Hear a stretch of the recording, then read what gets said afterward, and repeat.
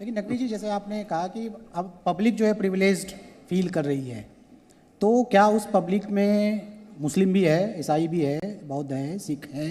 क्योंकि जो जनप्रतिनिधि जीत के आते हैं, आपकी सरकार का तो थीम है सबका साथ सबका विकास, लेकिन उस सरकार को और सिस्टम को चलाने वाले जो लोग आते हैं वो कहते हैं कि हमें इस बार आपने वोट दिया तो उन्होंने टोपी पहननी छोड़ दी, अगली बार अगर आप हमें वोट देंगे तो वो तिलक लगाने लगेंगे। तो इस तरह की बातें वो जो करते हैं, तो क्या वो पब्लिक का अंश जो है, छोटा सा अंश है, वो भी अपने आप को प्रिविलेज्ड महसूस कर पा रही है? आप ऐसा समझते हैं? देखिए, मुझे लगता है कि नरेंद्र मोदी जी का जो विकास का मसौदा है, वोट का सौदा नहीं है। आप एक बात समझ लीजिए। और अगर वोट का सौदा होता तो मोदी जी ने इन 7.5-8 सालों में 5.5 करोड़ से ज़्यादा अल्पसंख्यक बच्चे बच्चियों को स्कॉलरशिप नहीं दी होती। अगर वोट का सौदा होता तो इन 8 सालों में नरेंद्र मोदी जी ने जो तमाम योजनाएं बनी हैं, उन योजनाओं का लाभ अल्पसंख्यक समाज को बराबर से भी हुआ है, कहीं पर ज़्यादा भी हुआ है। वो मेरे पास पूरी लिस्ट है, मैं कही आपको। लेकिन एक सवाल इसके साथ ये है कि देखिए, आप सच्चर कमेटी को कोट कर रहे हैं। अब 8 साल आपके बतौर मंत्री और मोदी जी के प्रधानमंत्री हो चुके हैं। आज कोई नई कमेटी अगर बिठा दी जाए, सच्चर की जगह कोई और सज्जन उस कमेटी को लीड करें, क्या आप ये विश्वास दिला सकते हैं कि स्थिति बहुत बेहतर हुई मुसलमानों की? देखिए, सच्चर कमेटी जो है वो अल्पसंख्यकों के साथ या मुसलमानों के साथ एक राजनीतिक छल था, और उस राजनीतिक छल को ईमानदारी के बल से ही खत्म किया जा सकता है, कमेटी बैठाल के नहीं किया जा सकता। और राजनीतिक छल इसलिए मैं कह रहा हूं, आपने कितनी दिन सुना होगा कि साहब मुसलमानों को हज सब्सिडी दी जाती है। हमने अब सब्सिडी खत्म कर दी। हज सब्सिडी खत्म करने के बाद भी हज महंगा नहीं हुआ, बल्कि देश के इतिहास में सबसे ज़्यादा 2 लाख से ज़्यादा लोग हज यात्रा करने चले गए मोदी जी के शासनकाल में। या उसके अलावा भी एक के बाद एक अगर आप देखें तो वो सारा जो एक सियासी छल था, उस छल को ख़त्म किया गया। तो इसलिए ये जो कमेटी वमेटी बैठा ली जाती है ऐसे मुद्दों पर, वो शुद्ध रूप से लोगों को कंफ्यूज करने के लिए, लोगों का एक्सप्लाइटेशन कैसे हो उसके लिए, और गुमराह करने के लिए। क्या कमेटी की ज़रूरत है भाई? आपको दिख नहीं रहा है क्या? और जब तक आप देश के मुसलमानों के विकास को देश के विकास के साथ नहीं जोड़ेंगे, तब तक उनका विकास बिल्कुल नहीं होगा। और मोदी जी ने ये किया है कि देश के लोगों के विकास के साथ उनका विकास जोड़ा है। अच्छा, आपने कहा कि जो मोदी सरकार का विकास है वो वोट का सौदा नहीं है, तो भाजपा के लिए वोट का आधार क्या है? भाजपा के लिए वोट का आधार क्या है?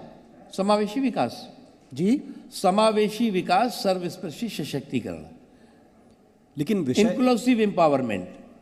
इसमें हिंदू मुसलमान, ये बताइए, ये जो आप कहते हैं, बहुत बार बात होती है कि साहब इन्होंने जो है वो इस समाज के लिए क्या किया, इस समाज के लिए क्या किया। मैंने अभी एक स्टडी कराई कि जो मैं ज़रूरी है आपके उसके कार्यक्रम में बताऊं।